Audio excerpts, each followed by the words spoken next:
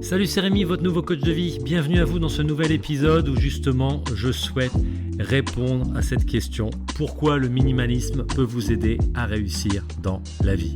Et dans cet épisode, nous allons justement explorer une philosophie de vie qui peut radicalement changer votre manière de penser, de travailler, de réussir, d'agir, de vous comporter, de voir le monde, d'évoluer, etc., etc. En bref, le minimalisme, c'est cette case reset qui peut vous aider justement à repartir sur de bonnes bases où justement la plupart des gens ne réussissent pas parce qu'il faut s'autoriser à vouloir réussir et il faut s'autoriser à vouloir remettre en question tout ce qu'on a appris de bien comme de mal, mais surtout de mal. Et justement, par rapport à ça, eh bien, le minimalisme, qu'est-ce que c'est? Vous avez sûrement entendu parler justement de l'adage « moins, c'est plus ». Mais en quoi cette idée peut-elle réellement vous aider à atteindre vos objectifs et à vivre une vie plus épanouie? C'est ce que nous allons voir ensemble. Point numéro 1, comprendre le minimalisme. Le minimalisme, ça vient du Japon et clairement, ça n'est pas qu'une mode. Et ça ne consiste pas simplement à posséder moins d'objets. Ça ne consiste pas non plus à avoir un décor svelte, yogi, yoshi, yoga, etc., etc. Le minimalisme, c'est avant tout un état d'esprit. Et clairement, avec cet état d'esprit, pour nous, les hypersensibles, ou pour moi, HPI, ça a été un moyen justement d'éliminer tous les parasites mentaux, toutes les fausses croyances, toutes les addictions, toutes les croyances limitantes et toutes ces choses qu'on m'avait mis dans la tête pour me conditionner esclave moderne. C'est toutes ces choses justement qui, grâce au minimalisme, ont pu sortir de mon esprit pour faire de la place, pour réapprendre les réalités, pour réapprendre ce qui est vraiment bon, pour réapprendre ce qui est vraiment fiable, pour comprendre les choses autrement et pour voir le monde tel qu'il est. Parce que c'est une réalité, beaucoup de gens vivent dans des illusions, des croyances, passent leur journée à écouter la télé, à regarder les journaux, à écouter les audios, la publicité, les médias, la radio, bref, etc. On appelle ça Big TV, à suivre le système, téléphone, smartphone, Netflix, on appelle ça Big Brother, à se soigner sans chercher à comprendre pourquoi ils sont malades, on appelle ça Big Pharma, et à vivre des addictions, que ce soit Big Alcool, Big Porno, Big Cigarette, etc., Big Industrie, etc., etc. Et le minimalisme, c'est ce constat de dire stop, je vais arrêter d'être dans la matrice, je vais arrêter tout ça et je vais faire un reset en commençant par ma tête. Et en bref, le minimalisme, c'est éliminer le superflu pour se concentrer sur l'essentiel. Dans un monde où nous sommes constamment bombardés de stimulation, dans un monde où nous sommes constamment sous électrochoc, dans un monde où nous sommes constamment sous influence. C'est justement d'éliminer toutes ces choses où on est bombardé d'objets, de notifications, d'obligations. C'est de savoir faire un tri, de savoir faire un grand reset, un grand ménage. Et le minimalisme, en fait, ça vous aide à clarifier ce qui compte vraiment pour vous. Éliminez les 25 000 messages que vous avez dans votre boîte mail. Éliminez les 100 et 101e abonnements que vous avez sur YouTube, que vous ne regardez jamais. Éliminez les tonnes de vêtements que vous avez dans votre armoire, que vous ne portez pas. Éliminez les milliers d'amis que vous avez sur Facebook, que vous ne connaissez pas. Éliminez tous ces objets qui sont en train de polluer votre garage, que vous ne vendez pas, etc., etc. Point numéro 2, le minimalisme, moins de distractions, plus de clarté, plus de clarté.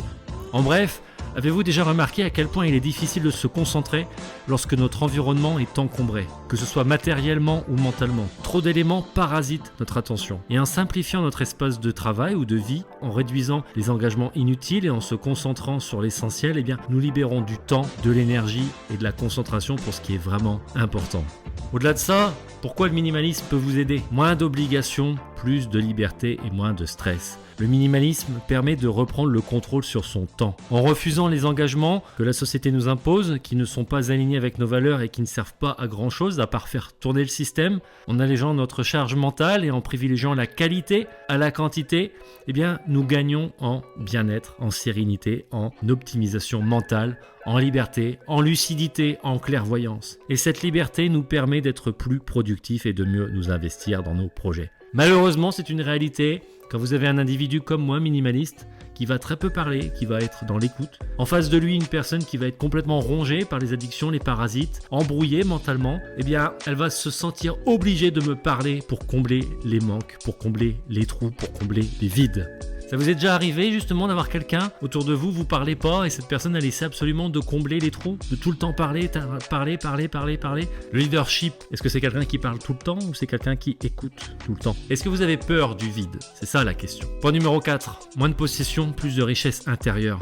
L'accumulation d'objets ne mène pas nécessairement au bonheur. Au contraire, elle peut devenir une source de stress et d'anxiété. Et il y a un dicton qui dit « Tout ce que vous possédez vous possède ». À quoi ça sert d'avoir 5 voitures dans le garage ?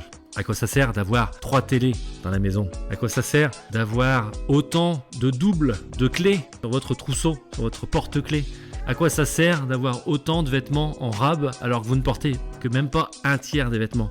Bref, le minimalisme nous invite à nous détacher du matériel pour nous concentrer sur des expériences, des relations et des apprentissages qui enrichissent réellement notre vie. Moins de peur, plus d'audace. Un esprit encombré, comme je le disais, par des pensées négatives ou par la peur de manquer est un esprit qui hésite à agir. Et les gens aujourd'hui, quand ils sont face à quelqu'un qui ne parle pas, qui maîtrise ses émotions, qui est calme et serein, ça leur fait peur. Peur parce que ce sont des choses que eux-mêmes n'arrivent pas à faire. Est-ce que vous avez peur quand vous êtes à côté de quelqu'un qui ne parle pas ? Quand vous êtes agité et que la personne à côté de vous, elle est calme et sereine ? Bref, le minimalisme nous pousse à adopter une approche plus sereine et plus audacieuse en se débarrassant du superflu.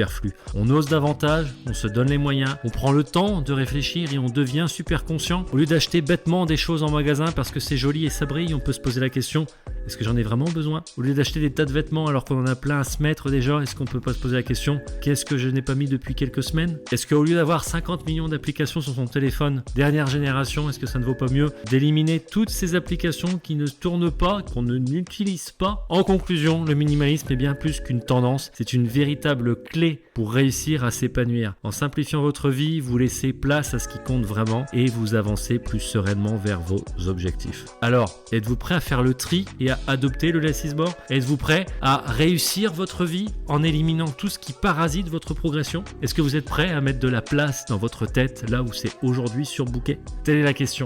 En attendant le prochain contenu, je vous embrasse très fort. Je vous dis à très vite et si vous avez besoin, on n'est pas très loin, vous n'avez qu'à nous contacter ou à échanger avec nous sur les réseaux sociaux en message privé. Prenez soin de vous, je vous dis à très vite, c'était Rémi, votre nouveau coach de vie. Bye bye.